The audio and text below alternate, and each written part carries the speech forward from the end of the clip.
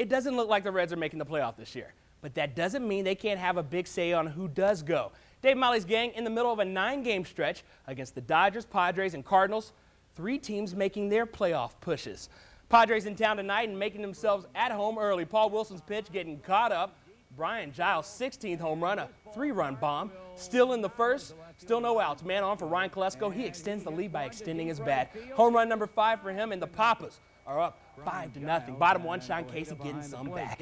Can you hear me now? His 17th. Paul Wilson, on the other hand, struggling. Top 2 bases loaded for Sean Burrows. He walks him to force in Phil Nevin. Wilson's line 7 earned on 8 hits, 3 walks, and no strikeouts, and just 1 1/3. Ty Van Poppel wouldn't fare much better. 8-1 now. Khalil Green showing off some pop of his own. 2-run blast makes it 10-1. Same score. Bottom 5. Jason LaRue flexing.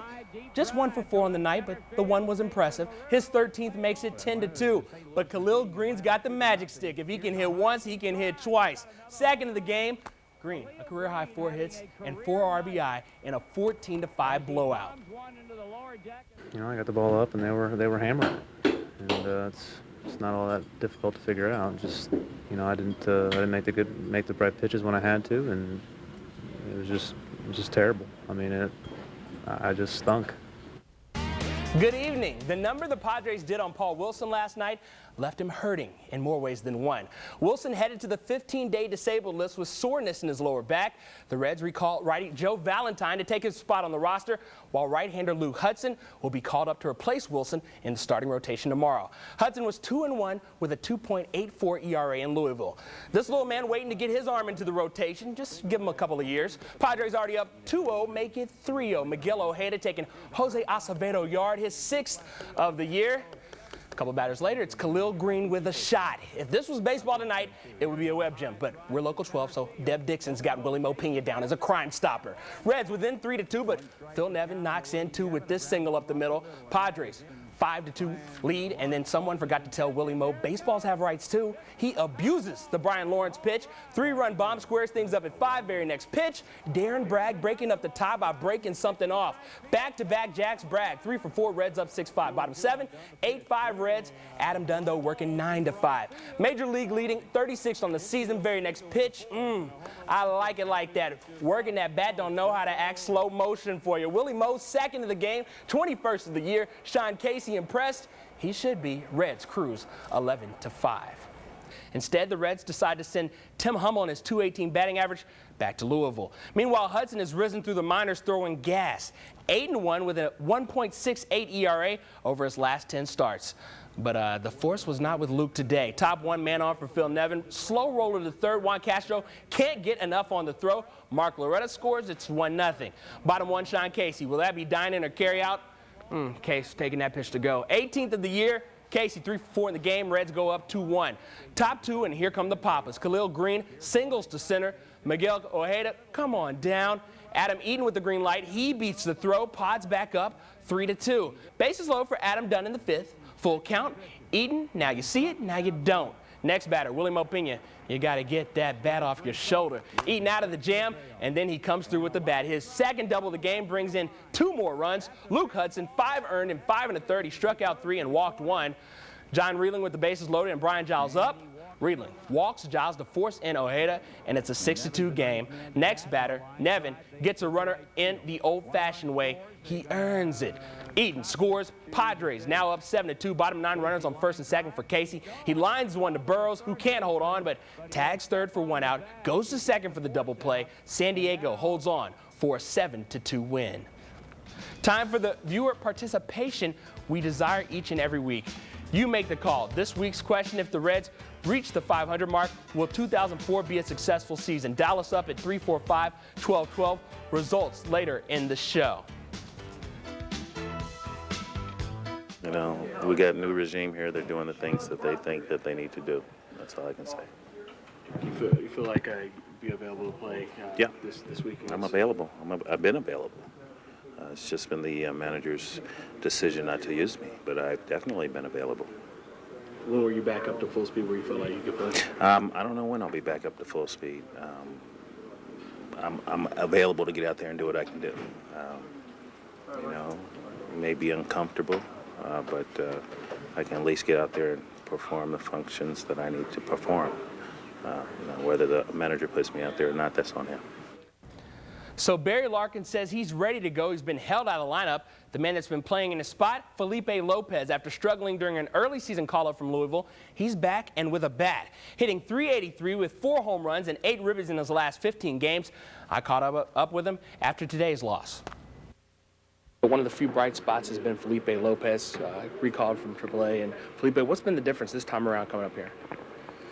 The difference, I've been getting a lot more playing time. My confidence is there. I'm just taking advantage of the opportunity. When you look at the way this team has played this week at home, obviously discouraging. Is it hard to keep, your focus as an individual as you start to play better and better when the team isn't doing so well? Not at all, because every time I'm, at the field or offense, I try to do something to, to help the team so it doesn't bring me down. Playing a little bit of short, a little bit of third even. Talk about that. Is it a big change for you? Not really. I've played all the positions before, so wherever they want me to play, that's I have to play. Tough series coming up this week against the Cardinals. Is there any way even to describe how good of a team they've become this year? I mean, their lineup is unbelievable.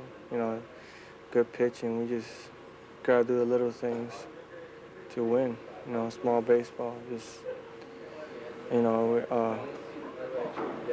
guys are coming around swinging. The pitching is good. So. All right, thanks for joining us, Felipe Lopez. Good luck to you next week. Time for Who Asked You, joined by Mark Lancaster, Reds beat writer, and Richard Skinner, a guy who we're hoping is not too angry today. We're talking Reds, and plenty of reasons to be angry about this team.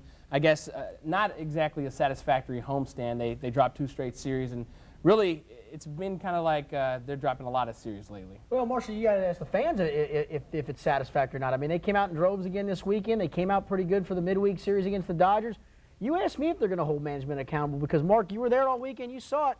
Fans don't seem to care. They're coming out and seeming to have a good time. No, they seem to, and that's what they want to do. I think we've talked about it before. I mean, it keeps putting money in their pockets. But I guess the long-range plan for the fans is, okay, as long as we don't stay away, maybe they'll actually spend some money on players next season, but we'll see how that goes. Maybe the fans are coming out because, the weather's nice and they get to see a new face every day, a new pitcher on the mound today. The 12th pitcher the Reds have had to use this year, Luke Hudson. What do you guys think about him and the fact that he's back up in the majors? I thought he pitched okay. I mean, he had that rocky start and then had really, I thought, 2 and some change innings of really good ball and then got in some trouble there in the 6th inning. But, I think for a first start it wasn't bad. You can see he's got stuff. And, that's something that not many guys in this organization have is stuff. Most of the time it's bad stuff. You're not going to see any pitchers in this organization throwing 94, which is what Luke Hudson's last pitch of the day was, and that's pretty strong. And he's also controlling it now, which is the thing that's always been the problem with him. So I think he'll be in there for the rest of the year. He'll be a guy to look at. And he's still coming back from the injury to the labrum, too, right. So he can maybe add 2, and who knows, maybe 3 miles an hour to the fastball when it's all said and done. I think he'll be around for a while. So we're talking about guys throwing pretty hard. You look at the rotation now